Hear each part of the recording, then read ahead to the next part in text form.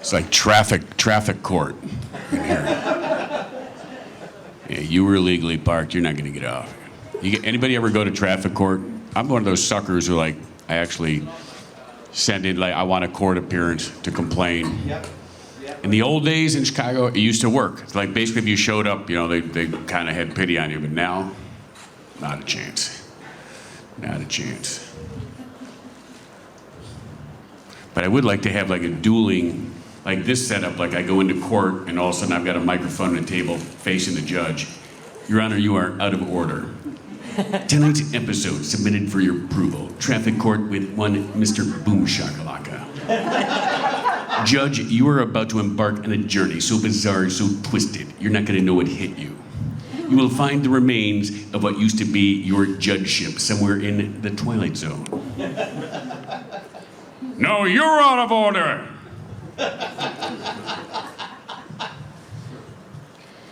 You will now rise, Judge. Mr. BOOMSHAKALAKA enters the room.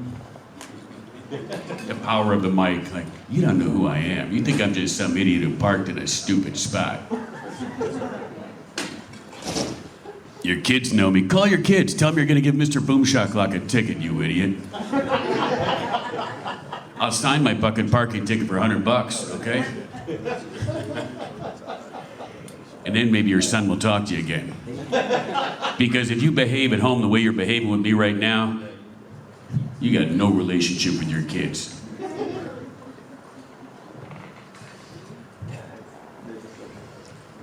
Glenn Case. I wanna take you higher. That's the origin of BOOMSHAKALAKA, you guys. Did anybody know that? So I was in the studio one day, and there was a guy down the hall. There were like 4 or 5 sound guys at the Midway Valley plant, and it was just like a little dorm room. And one guy was in there listening to Sly and the Family Stone. I wanna take you higher. Boom shakalaka, boom shakalaka, bow down down. Anyone know that song? Bow down down, bow down down. Hey, hey, hey! But he said, Sly's saying boo shakalaka. Like you look up the lyrics, there's no M on it, there's no boom. Boo shakalaka, like a boo shakalaka. And so this guy in the office, like there's literally like 4 offices in the size of this stage with little, shitty doors. He goes, hey John, tell Tim to say boom shakalaka. And John goes, hey Tim, say boom shakalaka. And I'm in there, I go, what the fuck is boom shakalaka? He goes, I don't know, John just told me to tell you to say it. What was it again? Boom shakalaka. Boom shakalaka! All right, what's next?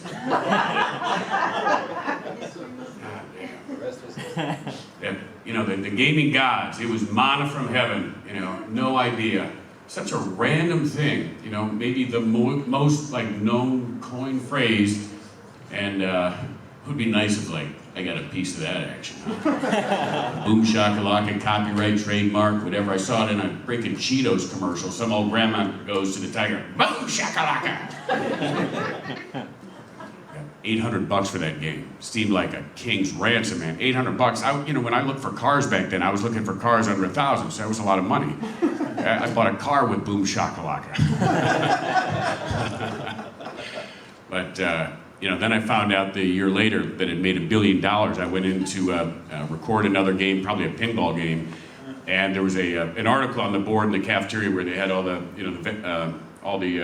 different arcade games and pinball games, and it said NBA Jam tops sales at $1 billion.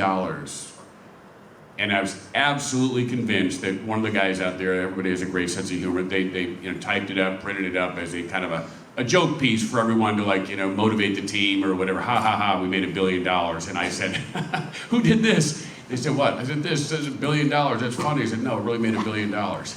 That's when I found out. A year later, I had no idea. And people say, did you know it was going to be popular? Or when did you know it was going to be popular or successful?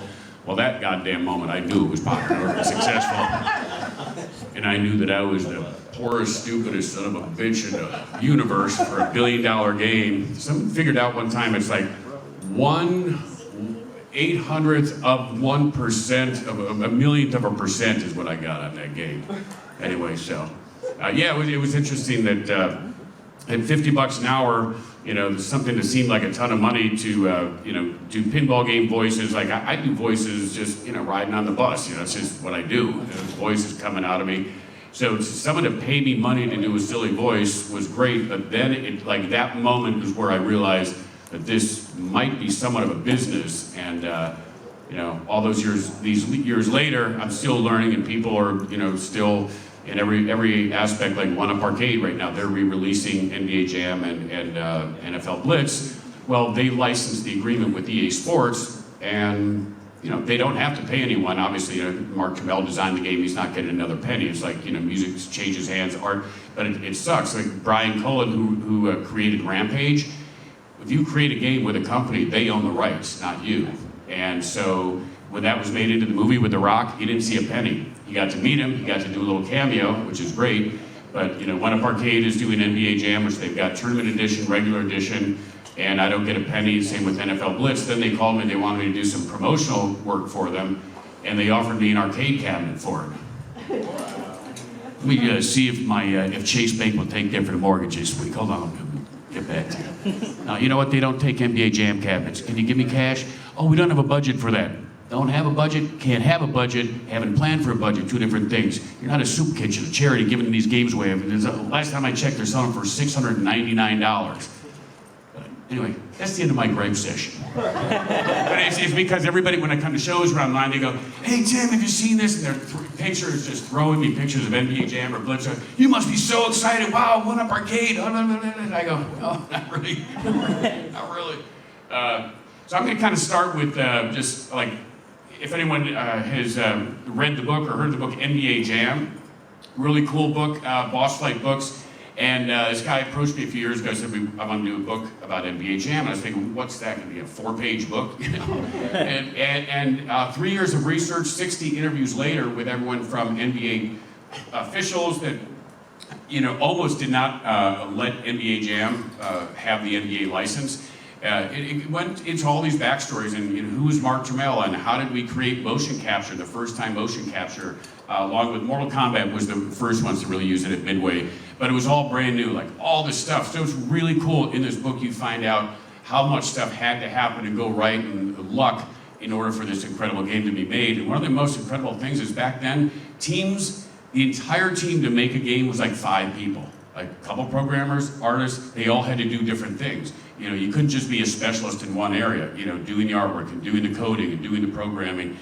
So what a time, in a few month period, Mortal Kombat comes out, made in a very short period of time, and then NBA Jam made in, I think it's less than a year overall. And then they become the 2 biggest games Midway ever did, back to back. So anyway, the book is out, and it's just been optioned by a production company. They're going to make a documentary, shopping it to Amazon and Netflix. So hopefully we'll see that in the next year or so. Yeah, it's been quite a ride. Who would think that something as like an extra bit of money for me would turn into something that resembles a career, and it has not been something that I could financially rely on, because I said in the early days there wasn't a lot of money. By the time I made some of the other games, Slugfest hits, where I was getting more of a decent paycheck, suddenly the company's out of business in early 2000s, and that seemed to be basically the death of the arcade era. And certainly pinball games were pretty much dead at that point, and there were no more arcade titles, and all the work for any sports games was all sim games, Madden, broadcasters, whatever. So I was just a relic, kind of dead and buried. EA Sports came along in 2010, 2011. We remade NBA Jam. Unfortunately, they didn't put a lot of backing behind it to advertise and market it. Of the one time they could have, EA Sports did the game, they could have done an NBA Jam commercial, the height of great duos in the NBA. There were so many new stars. My voice for the generation that maybe was playing NBA Jam when they're 10, and now they're like 27, 30 years old. It would have been the perfect opportunity. But most people, and how many people here knew that EA Sports released NBA Jam in 2010? Yeah, handful. But yeah, most people, when I've told them or showed them a copy, I didn't know. And then we remade Blitz in 2012. And most people didn't know, and the NFL took out all the late hits. So, at any rate, my career was basically dead and buried. And then I started, I worked at a New Football League a few years back, and started to get some exposure in these conventions, and I didn't even know they existed. So this has been a real treat for me, and those of you who know me, and Glenn and Rachel, you know, I had no idea how many people held these games like dear. I knew that they were popular. I know they, you know, people liked them, but what I get is like, you're the voice of my childhood. It's a crazy thing to hear. Like who can say that? And who in the arcade business, game business can say that, you know? A few other people with recognizable voices, but I really, you know, am so grateful and thankful, you know, how it is revered, and I'm glad that I've had the opportunity to meet people as opposed to just, you know, you've done something, you move on, and like, I would have never looked back. If it wasn't for these shows, I would never have known. So I just wanted to tell you guys that. It means a lot to me just showing up here at the end of the show. I feel blessed. The other thing that I have done though, and I realize that, you know, no one's waking up in the morning, as you guys all know, probably most of you here at the show are creative types, you know, and have that, you know, that childhood, you know, wonder and curiosity. You wouldn't be into the you know, the gaming tribe, as I call it, if you didn't have that. You got to make things happen for yourself. And you know, I realized at a certain point, not a lot of people wake up in the morning, first thing going, hey, I wonder what Tim Kitzrow, that BOOMSHAKALAKA guy's doing. I bet he's waiting tables. That poor son of a bitch. I'll call him. I'll give him a job. Hey, I work for the Houston Rockets. I wish I could give Tim Kitzrow a job where he could get some good money and good exposure. I just like, no, that's not going to happen. So I had to do it myself, and I realized that most of the people probably out in the NBA are now 30-something years old, and I did the math. I go, oh, they were like kids when the game came out, so they probably know who I am. Like in the old days, if I called up an executive or someone in the NBA, you're like, who the fuck are you? They'd never heard of video games. So I realized that I'm in this sweet spot now where people who run corporations play my games. So I started to leave cold call voicemail messages to NBA teams, like, you've reached Trey Smith with the Dallas Mavericks. Trey can't come to the phone right now because he's on fire. Now, seriously, he's heating up some pizza in the toaster oven in the cafeteria and his sleeve caught fire. You know, the baking powder, or is it baking soda? What are you throwing a guy when he's on fire? Anyway, leave your message at the buzzer, and you will be rejected. Or, you've hit Trey Smith with the Milwaukee Bucks. To hit a 2, press 3. To hit a 3, press 2. For all other options, press or play, BOOMSHAKALAKA. Whatever. Yeah, it's a long weekend. But you know, these guys would, like, you know, listen to their message at their desk and go, the fuck was that? And if you can call me back and like this, hello? Yeah, it's Trey Smith from the Dallas Mavericks. Is this Tim Kitzrow? Are you really the voice of NBA Jam? You know, BOOMSHAKALAKA! And that's how I got some of my first gigs. So, you know, worked with the Rockets, worked with the Golden State Warriors for 2 years during their championships, where they would send me highlights, and I got to imagine this. Going back, you know, 30 years, I'm sitting in this booth, you know, you heard the story, BOOMSHAKALAKA, and now the world champions and Steph Curry, they're sending me just silent, like, video from the court with no announcers, the squeaking sneakers, just like an NBA Jam. And it's on my computer, and they said, do whatever you want. I mean, what a dream that is. What a dream. I get to be the guy who does the custom NBA Jam stuff. And as you see it in real time, like something I could never do with, the trouble with me in the video games in the early days was, I wanted to be more creative. I went to Second City, you know, I wanted to be on Saturday Night Live, whatever. I wanted to be Ben Stiller. And, but I found a different path, but I was always trying to find a way to do more, to add more to it. You know, they give you a script, it's great, you put everything you can into it, but it wasn't until like NFL Blitz, Slugfest, and the NBA Jam for EA Sports where they just said, go with it, right, do what you want. And that's where it became like an Adult Swim for me, where I could, you know, create this, write the lyrics. You know, they weren't saying, here are the lyrics, we want another top 10 single, you write the lyrics, you know. And so now, for looking at these clips, I would just sit there like a kid, you know, on Christmas Eve, like the excitement of going, and that's going to be played on the largest Jumbotron in the league and on their social media. So I see an image of Steph hitting some consecutive threes, and right away, like, what does NBA champion Steph Curry have for breakfast? Snap! Crackle and pop, nice crisp threes. Make them a part of your balanced NBA diet. And then I would send a note along and say, every time the ball hits, the consecutive, do the little cartoon caption, snap, crackle, pop, and with the rim on fire. And there it is. Like, I think it, I do it, there it is. And another one, like, you know, time is winding down. What's for dinner? Chef Curry's cooking up curry surprise. It's fast, easy to make, and a real crowd pleaser. And the crowd is on their feet. I mean, what a dream. And I do it in Houston, I did the live lineup intro for the Rockets. A 6'11" center, he didn't go to college, but he got his MBA degree from Dunking on You, Dwight Howard, kaboom! And then they said, hey Tim, here's a live mic for the game. And I stand next to the DJ table, I go, you guys, you don't know what you're doing here. You're giving me a live mic. One of the first plays of the game, Harden steals the ball, breakaway dunk. He goes down, he goes up, whoop, boom shakalaka! Whole place just went nuts, and Harden's probably going like, what? I'm like 10 years old again in my room playing, and then I got a little carried away, you know, and one of them, they were playing the Bulls that night. I think it was Kirk Heinrich. He gets blocked in the corner trying to put up a three, and I go, rejected in real time. And then he got blocked again because I think he was like, what the fuck was that? Is the NBA Jam guy in my head? Like, he's the voice of your childhood, and he's telling you, you suck right now. You've been rejected. So he got all fucked up, and he puts it up again, and he got blocked again. I go, can't buy a bucket. He's like, what the fuck? And in my earpiece, I hear, Tim, what the fuck are you doing? I go, I said rejected. He missed it. He goes, you can't say it in real time. You're messing with their heads. It didn't occur to me, like, announcers don't call the game like announcers on TV in real time. After a shot, for two, in a hurry. But they don't call the game, so. Got carried away, like I said. They give you a live mic, what the fuck do you expect? Oh my God, was that fun. And then the highlight thing was fun too. You know, I feel like, I said, like an old timer for a long time. I was working in a restaurant and someone said, hey, I heard the guy was an NBA champ. Wow, so you have any like new games coming out? As I'm putting on my apron, I was like, no. Stop working on the patio tonight. It's 100 degrees. Nobody's gonna sit out there. That was my life. You know, so then when I get these calls to do this, I'm pitching myself. It's Cinderella, man. I might as well have shown up in a fucking pumpkin. You know, so I'm a guy who was working in a restaurant. Suddenly, I'm calling this game, and you know, it was Harden's first 50-point game. The commissioner was there. It was the 20th year back-to-back anniversary of the Rockets championship. Next day, USA Today has a picture of Harden that says Harden hits 50. And Rockets do NBA Jam highlight, reel, which is the best we've ever seen. I'm like, holy shit! I went back to the restaurant still. You know, so this crazy Cinderella life. People see me here like, oh wow.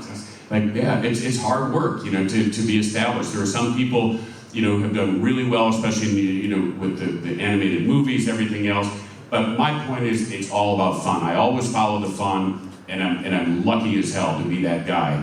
The Rockets video, I have to tell you a couple of highlights there. And I love the fact that they, you know, my love of Second City, things happening in the moment. So I don't have to sit and ponder very much. I just see it, and it's like, there's Harden doing his little crossover dribble. So it's like, this is a limited time TV offer. It slices and dices, it dunks in your face. Announcing the amazing Hardenizer beard sold separately. Contact us now and we'll throw in this free dagger at the buzzer. Now with MVP strength. Boom shakalaka. That's a beautiful thing. So they did it like I said, do it like an infomercial. So up on the Jumbotron, when I said beard sold separately, they had a picture of him and his beard just flashing. With a number to call, you know, that kind of stuff. Another play, he comes down, he's like rocking Rubio with his dribble, and I go, how about a little game of Twister, Rubio? Left foot green, right foot blue. How about my hot hand in your red face? Kaboom! And they put, when Rubio fell down, he's like a crab, like on all fours. So I go, you know, I put a Twister mat under that. So the graphics department put a Twister mat under that. Another great one where it was a good play when the Warriors were playing Rudy Gobert and what was it, his team, the Nuggets, I forget. Who knows? Anyway, yes, it's Jazz. Yeah, he was in the playoffs. So he's coming up and doing his little thing. So I'm seeing like, time to put on your boogie shoes. You know, and I said, do a disco thing. So they put a disco ball for the graphics. They put an afro on Curry and mirrored sunglasses. Do a little dance, and he's dancing. And as he goes by Gobert tugs his shirt. Give a little tug. Get down tonight. As the ball goes through, and they're all going down tonight for Curry. That's a beautiful thing. And what I want to do, and I've been pushing for, and it's hard because I describe myself as a man without a country, meaning I don't have a company behind me. I represent NBA Jam because I'm the voice, the spirit of it, and I love it, and I don't want it to go away. But no one at EA Sports who still holds the title is interested in doing anything else with it, but I love it, you know? And I want to have, like, you know, you've got Shaq the Fool, you've got all these, you know, talking heads, Rachel Nichols, this and that. We've seen the same highlight Sports Center. I want to have that 1 or 2 minute Mr. BOOMSHAKALAKA minute to do the kind of things I just described. So that's my ultimate goal, and you're going to help me, sir. Yeah. I'm going to break it up just a little bit. Just take a couple random questions for the fun of it. You know, people have been coming by the table. There must be some good, fun questions and interesting off-topic things. And if there are any pinball people here, I always like to mention my pinball games, which I'm really proud of how I got my start. So, any questions? Yeah. Yeah, I got one. Yeah, man. But I'm going to use the mic since I set it up and stuff, you know? Nice to meet you. Yeah, By you the way. Oh, thanks. My name's Storm. So, what would you say is the most surprising interaction you had with an NBA player? Surprising interaction? Yeah, and like obviously who was? One was Steve Smith. While I was working in a steakhouse in Chicago not that long ago, one of the other waiters, because I would never do this, went over to him. I guess it was during March Madness, and he was doing the broadcast for TNT. And he goes, and my friend was waiting on him. He goes, "Hey, that dude over there, he's the voice of NBA Jam." Because Steve just took a shot. Steve Smith gets up, walks over to me, you know, while I'm probably delivering drinks to a table or something. He goes, "Hey man, are you really the Boom Shakalaka guy?" Like an 8-year-old still says it. "Are you really the Boom Shakalaka guy?" And I'm looking up at him like, "Are you really the Hall of fucking Famer?" And he goes, "I can't wait till I tell my kids I met you. We were just playing NBA Jam last night on the big arcade." I go, "Where?" He goes, "In my basement." I go, "Why do you have an NBA Jam arcade in your basement?" He goes, "Dude, that's what they gave us to be in the game." I didn't know it. But he was like, he said, "Wait till I tell my kids I met you." Huh. I'll be right back. "Did you want another drink, sir?" "Oh, I'll be back." Weird moment. Yeah, it's pretty bizarre. Thank you. I thought you were gonna pull faster on us and do the copy pasta that people post of Steve. The what? The copy pasta of Steve Smith in a grocery store being an asshole. That people put it on the internet. It's a fake story. Oh, I don't know. It's funny because he's like one of the nicest guys. He's a sweetheart. And since nobody else is here, do you have if you had to pick one all-time favorite NBA player, if you could, who would it be? Well, the guy who I fell in love with, the reason I fell in love with basketball was Lou Alcindor, Kareem Abdul-Jabbar.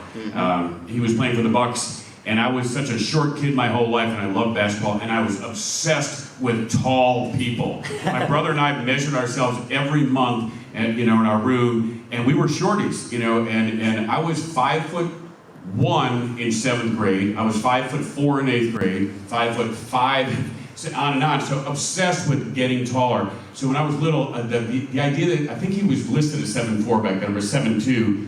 So that's why I got in. But then I just absolutely fell in love with Oscar Robertson. Then when I lived in Albany, New York, upstate, Phil Jackson was coaching the CBA League, the Continental Basketball Association, and his team that played in an Armory made it to the finals, and I was going to all the games in the Armory, got to hang out with Phil Jackson afterwards, eating chicken wings in a local bar.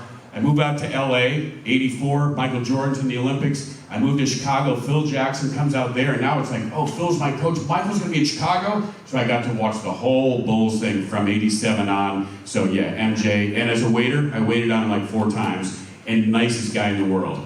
Like normal people, not even me, in a restaurant when the waiter has interactions, do I always make eye contact or always say thank you? In the middle of conversations, I bring my Diet Coke, thank you, looks me in the eye, calls me Tim, amazing. So yeah, I looked up to him a lot. Right on, thank you. Oh, and I could dunk a basketball. That's the happy story about me being a shorty. When I finally got to hit 6 feet, like by college, I was still growing in college, finally dunked a basketball.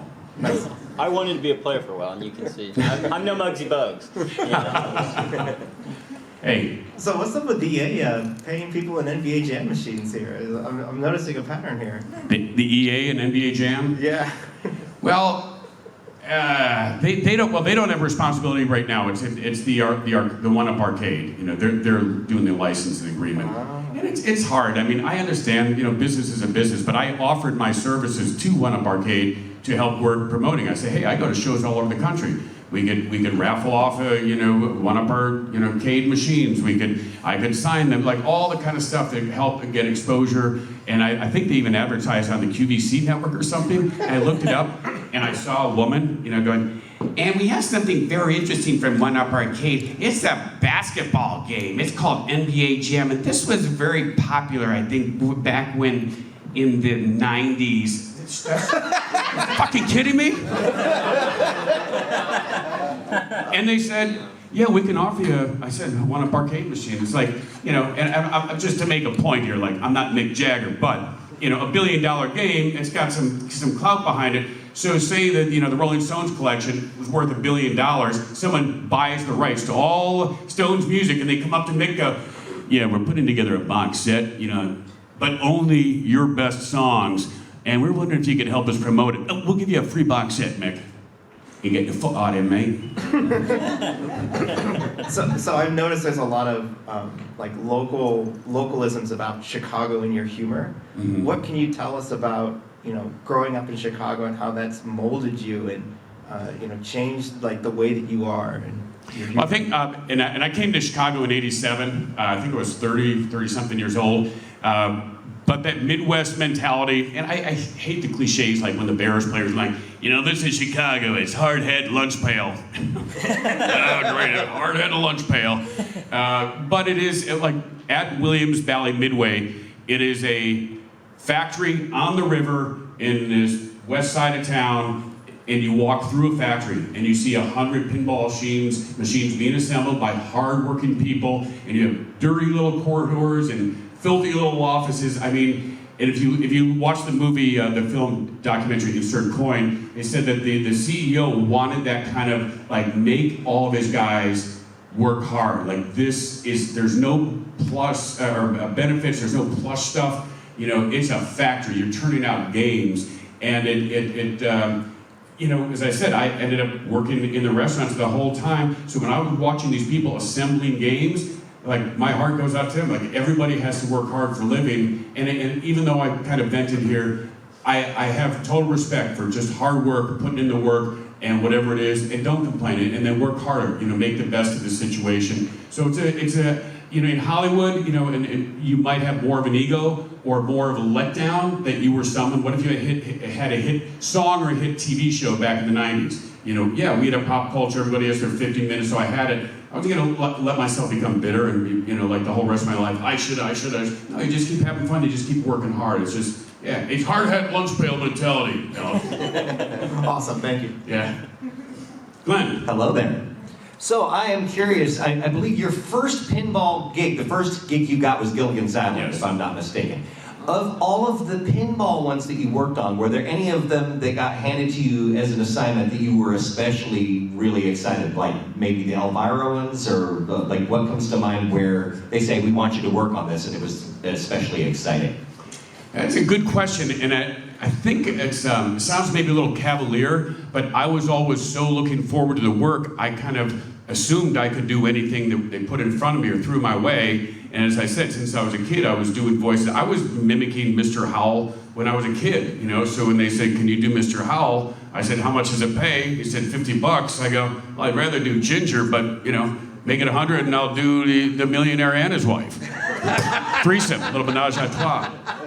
But no, Gilligan, maybe we could bribe Kona. That was easy. And then Rod Serling made me think for a second, because I always loved the Twilight Zone, but I may have mimicked him, but I didn't think, gee, I'm the best impressionist, you know, for the job. But they put this, you know, some of the voice samples in my ear, and I was able to mimic it. So that was the one where I go, this is a big responsibility, because I have so much respect for him, and I hate people butchering like Beatles songs. So if you know, go to karaoke or you're a cover band, don't do a Beatles song unless you can do it justice. So that was the one that I was most, and it wasn't nervous, but I was just like, I wanted to do it so well, and I found out later, I think you mentioned, that had to be approved by his estate, the Rod Serling estate. And I had no idea, once again, talking about being naive, that I thought I was just, oh, it's Tim, he's here, he's done all these games, Gilligan's Island, he's a friend of ours, $50 an hour, he'll do Rod Serling. That they were doing a search, and through agencies where other people would have made $500 an hour, but they couldn't find someone to do them as well as I could. And they still paid me $50 an hour for it. But the other games, like Elvira, I wasn't that familiar with her when I did the first Scared Stiff. What time is it? Time to get scared, Steve! But after doing the first one, years later, Stern Pinball, which almost went under, they brought me back in, the original team, and I was super excited. And now I have more, you know, a historical perspective on, you know, what the whole thing is about, and Elvira. and I got to play 7 different characters in that, and I had the time of my life. I mean, just after all those years, it was fun to come full circle, like after all the sports video games, to be back in pinball, but doing 7 character voices. I mean, everybody knows me as Mr. Boomshakalaka, a sports guy, so it was nice that they had the confidence to go, you're gonna do all the ghosts, you're gonna do the 50s horror, sci-fi, movie trailer guy, and you're gonna be the sidekick. Elvira, I don't usually come out before dark, and right now, I'm getting nailed in the coffin big time. When the coffins are rocking, don't come a-knocking. And in the end, we won an award, a Twippy Award, which is the highest honor for the pinball industry for that year for the best call-outs in the game. Woohoo! Yeah. Thank you. Yeah, man. Hello. So besides NBA Jam, what's been your favorite role to play? Besides that, it is, well, slugfest for my video games. And once again, it goes back to, in the early days, it was just, I don't like to be a guy who just reads copy. And when I go in for my voiceover auditions, they've got some shitty copy for a commercial, I always have to change it or rearrange it or have something that's actually funny to say. You know, when you watch commercials, you listen to just how dry, because they're people who have real talent are not writing shitty copy for shitty products. They're doing real things. So my fun is rearranging them. People say, would you like to be like a sports commentator? No, because I want the freedom to go off the rails like I'm doing with you guys. If I can't have the improvisation, the fun, so once again, Slugfest allowed me to write, they called it a video game, I saw it as, I'm writing a cartoon series. It's these 2 guys in a baseball booth, and I got one of the funniest, coolest guys in Chicago, an iconic DJ who's a stand-up comedian who had this character, Jimmy Shorts, and he was my partner, and I would sit for a couple of months just writing the script and all the crazy shit I've always wanted to say watching a game, that Harry Carey kind of thing, like say anything moment. I could do it. The freedom was incredible to have the confidence of I don't know how much the budget for those games were then, but let's just say, 10 million or something in that. But it's like if there was a 10 or $20 million movie budget, they go, here, write the script. No questions asked, just do it. And that freedom and fun is the best for me, so Slugfest. And then, once again, going back to Elvira, just being silly, playing a ton of characters. But yeah, good question. Thank you. You're welcome. What's up, Adam? Hey, Tim. I'm Chris. Yeah, Chris Adam. Oh, yeah. Adam, how are you? No. No, I was asking. Chris. I was just Chris, going to ask not Adam. more about. Were you on the TV broadcast ever when you were helping with the NBA? I did a couple things. I did when EA Sports, and the one good thing EA did do when the biggest thing they did when the Jam was released, they put me on Sports Center. Not Sports Center, Sports. It's the Colin Coward one. What's there? Sports Nation. Oh yeah. Yeah, whatever. So kind of fun.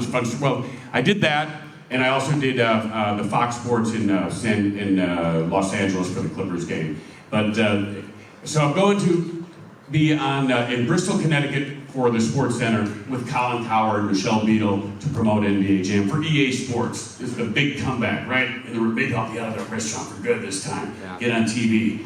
So I go to the airport, this time 3 hours early, just in case all of Chicago is on fire and there are no trains to the airport. Yeah. I don't want to miss this chance. So I get to the airport 3 hours early. And as I'm kind of checking in, I'm kind of nervous. I hear going, oh, you're going to the Tri-Cities today. And I'm like, yeah, guess so, whatever, the ticket. And it's like, what's in Bristol, Connecticut? Hartford, that would be one. Bristol, we'll be in this city in Connecticut. Anyway, and I just it's in my mind, well, that's weird. I've never heard of that area called the Tri-Cities. So I go to the lounge at the gate, and I fall asleep, and I wake up, there's nobody in the gate. I think I missed the fucking plane. I missed this thing for ESPN. And I go up there, I missed my plane! What's going on? Oh, it got switched to another gate. But they're boarding now, they're closing the door. And it was like those crazy commercials, running full speed through the airport, got there, they just closed the door. They made an exception, they opened it. I get on, I've got my sport coat, and I think I'm looking pretty cool, like a traveling, successful, creative business guy. I sit down next to a beautiful woman. Hi, how are you? Fold my raincoat, put it up in the overhead, sit back, relax, Yeah, gonna do some business. Feel like a hot shot. And she's, okay. And then I hear them come on and go, okay, well, there's about an hour or an hour flight to Bristol, Tennessee. The Tri-City area. Bristol, Tennessee. The fuck? And I go, I'm on the wrong flight. And she goes, wait a minute, what? And I said, the stewardess comes over, the flight attendant, and I go, I'm on the wrong flight. She goes, what are you talking about? She goes, where are you going? I go, I'm going to Bristol. She goes, we're going to Bristol. I said, I'm going to Bristol, Connecticut. She goes, you're on the wrong flight. I go, I'm trying to tell you. She goes, the door's closed. I don't know if I can get you off. They got me off, and you know, my exit with the woman that I was trying to, like, hey, I'm doing business. Toilet paper on my shoe, running out of there like a fucking idiot. And I was like, what's up with that guy? And I was trying to figure out how did I screw it up so bad that I got on, first missed the first game, then I'm on the wrong flight. Turns out that the guys who booked it were from Vancouver, Canada for EA Sports, and they didn't know that there was a Bristol, Tennessee, Bristol, Connecticut, so they had me on the wrong flight. Wow. So I said, well, the next flight out is I think it was the last flight out. If there's one at midnight, it was at midnight. And it got me in at like 3 in the morning, because the change in time. Yeah. It was a half-hour drive. I'm in my hotel at like 4:30, have to be up at 6 for my first ever on TV. Wow. And I show up, and they had some other like Disney star there as special guest. They've got the NBA Jam thing there and all the cameras. And so they're just gonna basically do this intro. And I'm like, hi everybody. When I'm not saying things like, he's on fire and boom shakalaka, I'm watching Sports Nation. Blah, blah, blah, blah, blah. I did it. I don't think I tripped over it, but I said, can I do it again? No, sorry, man, keep going.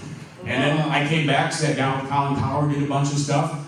And producer said to me afterwards, man, he goes, they were a little nervous about bringing you out here because you were untested, never been on screen before. You know, people didn't know, like, you're gonna freeze up. Like, almost did. Heard about that fucking airport story.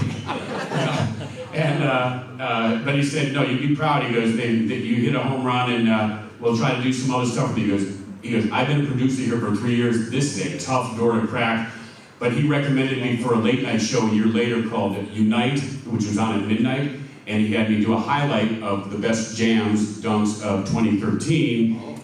And actually, that was the first job the Rockets actually wasn't one of my cold calls. The guy from the Rockets had seen that and brought me in to do that. And the other nice thing to pat myself on the back, but just for the first time I ever did a highlight was that Rockets thing.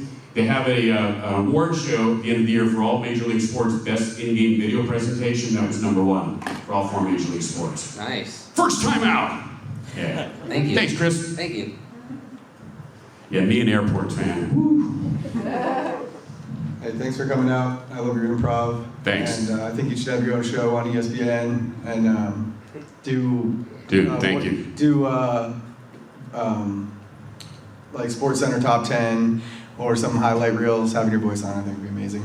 But my question is, if we can get one more, he's on fire. Oh yeah. By the way, for the 25th anniversary, which is something that I did kind of make happen because I was doing the cold calls and the guy on the Clippers, I said, it's the 25th anniversary, and kind of said, maybe we could, and that turned into NBA Jam Day for the Clippers, and they've got some good marketing people there. ESPN heard about it, picked up some of the interviews I was doing about possibly NBA Jam coming back, because there was a little bit of hope at that point for a few reasons that I thought it might. But once that surfaced, that became a big social media thing. Like Voice of NBA Jam says NBA Jam might come back 25th anniversary. LA Clippers NBA Jam Day, all this stuff.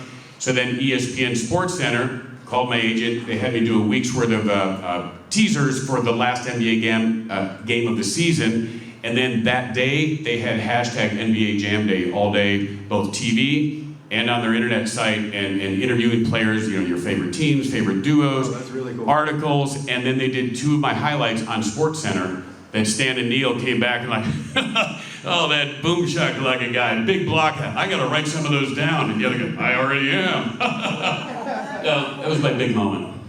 Yeah, Oh, he's on fire! they're probably afraid of losing their job when they heard you.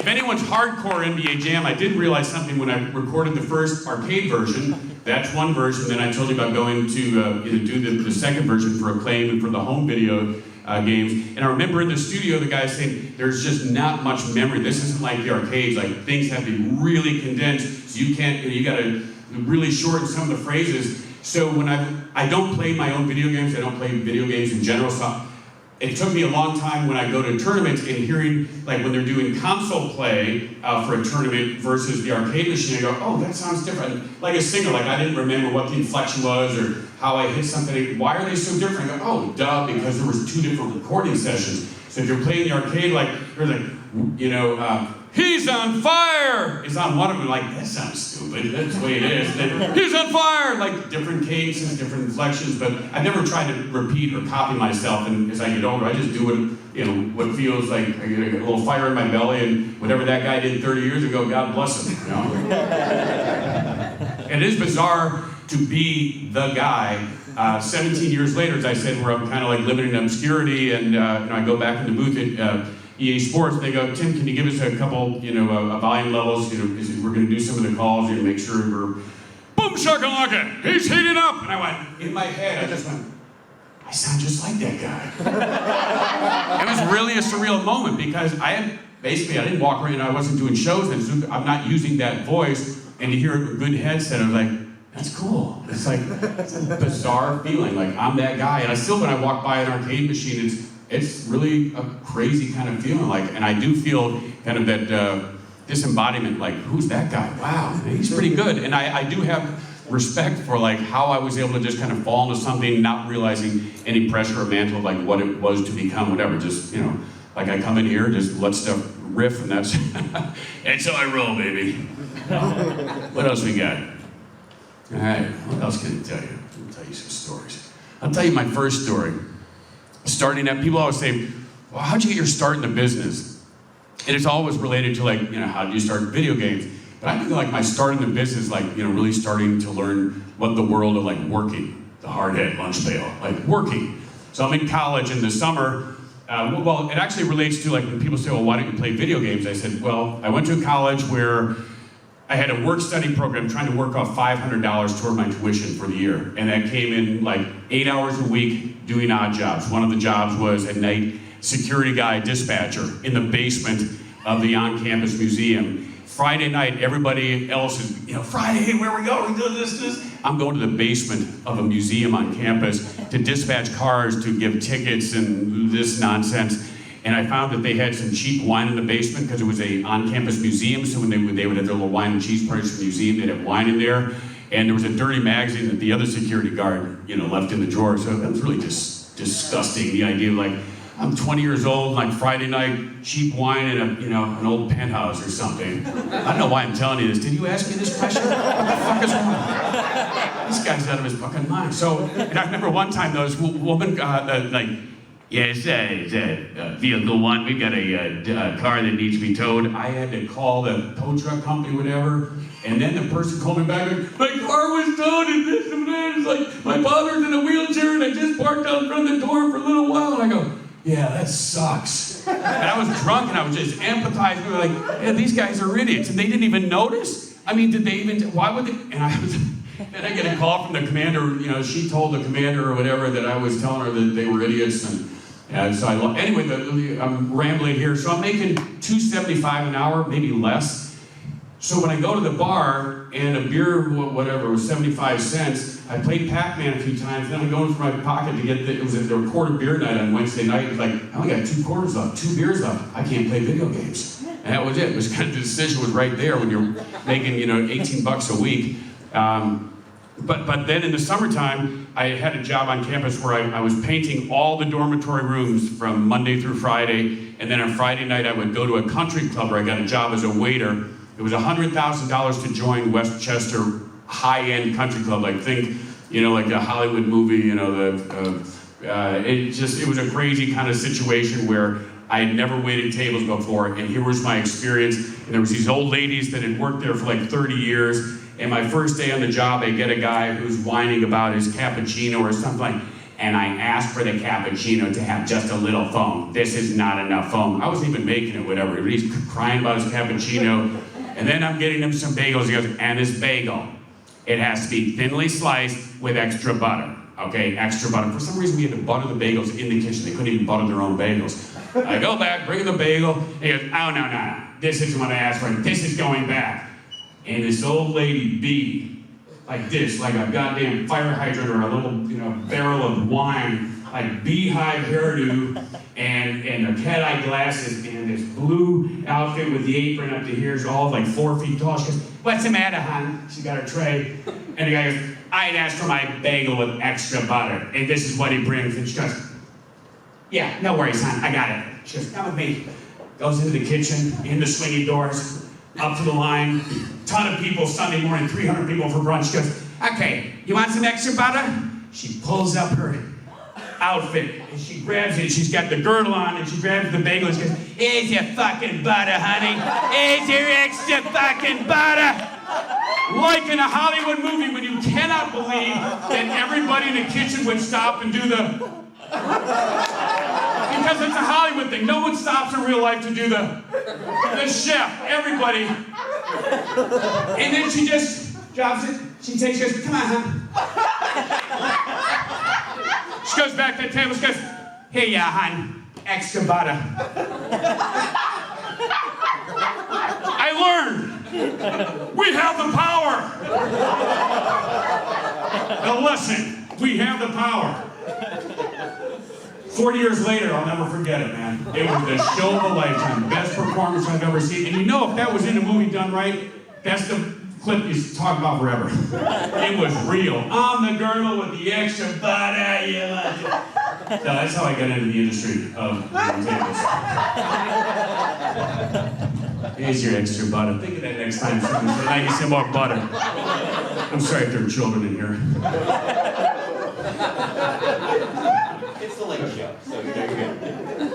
And it's funny, at that country club, I was at a fine arts conservatory, art school, Purchase College. My roommate was Stanley Tucci, by the way, and Vin Raines, you know, and he's now the voice of Arby's. He was another guy in the class.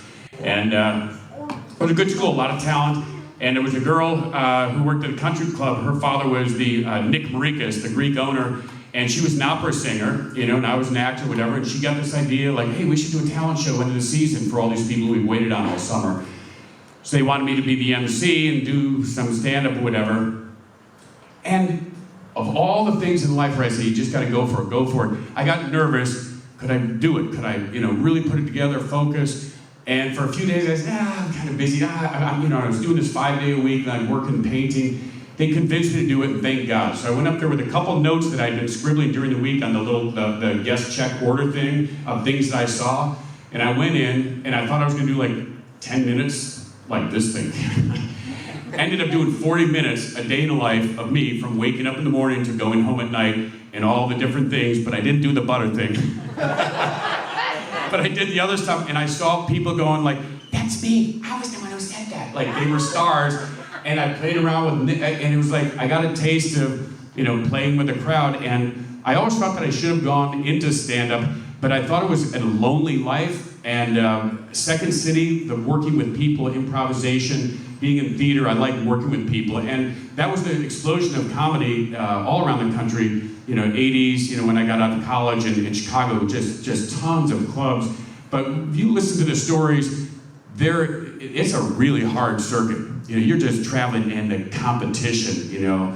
They're all looking at you like, you know, I don't want to go on after him. It's just so competitive. So I'm glad I wound up doing what I did, and that's that. So, well, how should we end this thing? You guys have anything else? I'm going to let you go early today, class, because you've been so good. It's nice weather outside. Enjoy the weekend, and we'll have those papers graded for you next Wednesday. You're saying after class, detention. You two are in detention. All right. Guys, thank you so much. A pleasure. We'll see you next year. Please don't forget to like and subscribe, and to the right are the playlist of the Portland Retro 2022 and some other interesting videos. Thank you.